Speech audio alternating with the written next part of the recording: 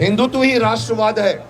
हम पहले हिंदू थे, अब मेरी अब नब्बस मत छेड़िए। मैं तो कहूँगा कि जितने भी लोग अगर इंडिया में रहते हैं वो सभी पहले हिंदू थे, कन्वर्ट हुए हैं मुगलों के द्वारा, अंग्रेजों के द्वारा, आपके मिशनरी के द्वारा कन्वर्ट हुए।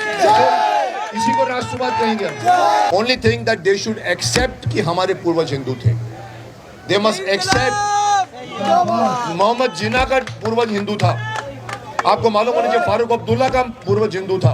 आपके ओवैसी के पूर्वज हिंदू थे। इससे ज्यादा क्या सबूत चाहिए आपको? राहुल गांधी के पूर्वज भी तो मुसलमान थे। राहुल, यस, वो भी मानिए ना, मानिए, कन्वर्ट मत कीजिए। कह दीजिए कि हाँ, ज्ञान व्यापी के ऊपर हमने मंदिर बनाया, हमने मस्जिद बनाया। मान लीजिए हम आपके मस्जिद नहीं तोड़ेंगे, आप सिर्फ हाँ कह दीजिए।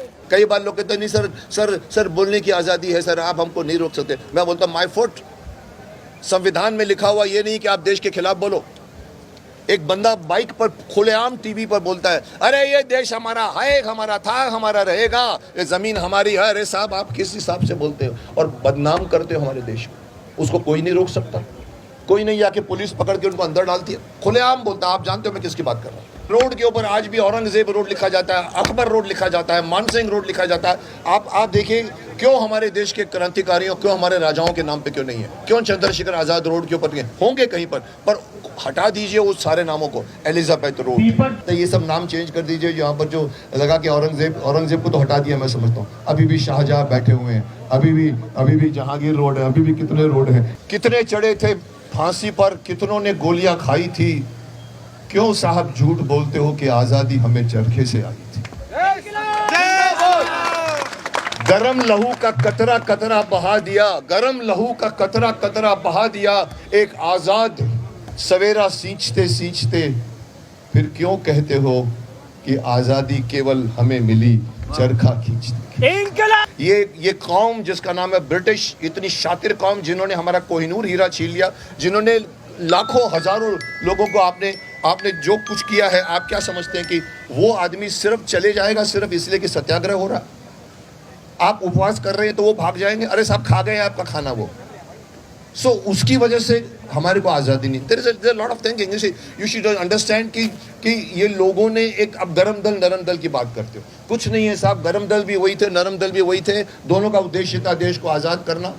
लेकिन हुआ जब आज़ाद देश 47 में, वो सारे के सारे क्रांतिकारी अपनी जान गंवा चुके थे और बाद में ब्रिटिश सरकार ने उनको कह दिया कि अरे ये तो आतंकवादी है। 60 साल तक सरकार ने उस टैग को कैरी किया है। शर्म आनी चाहिए।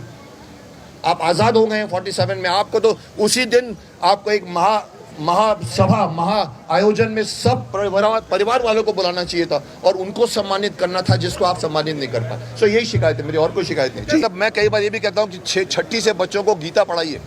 मुझे किसी ने कहा साहब गीता क्या समझेंगे? मैंने कहा नहीं समझेंगे, यही तो प्रॉब्लम है। अपने माँ बाप से पूछेंगे ये अर्जुन को क्या कहा था, बाप समझाएगा, तब गीता समझ में आएगी।